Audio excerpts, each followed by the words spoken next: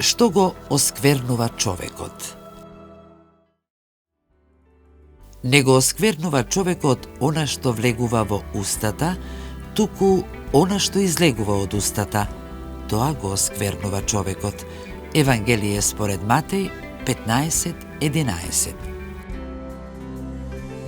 Светот честопати го мери човекот според надворешноста, што јаде, како се облекува, како се изразува пред јавноста и така натаму.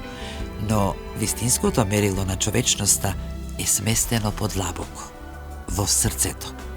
Зборовите имаат сила да го воздигнат или да го понижат некого, а исто така и да го утешат, но и да го повредат истиот. Она што извира од нас, дали лутината или вообразеноста, дали благоста, разбирањето или пак простувањето, го разоткрива вистинското лице на нашата душа.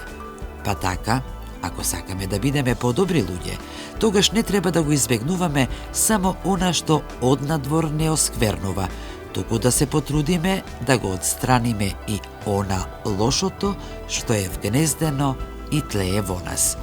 Затоа, најважно од се е да го преобразиме срцето во извор од кој ќе истекуваат само добри зборови и доблесни дела, за на тој начин да ја сочуваме душата чиста и непорочна, како што, впрочем, посочува и светиот Теофан.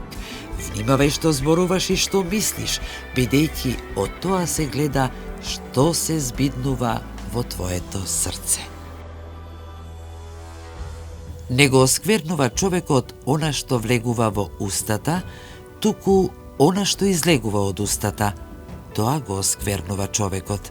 Евангелие според Матеј 15:11.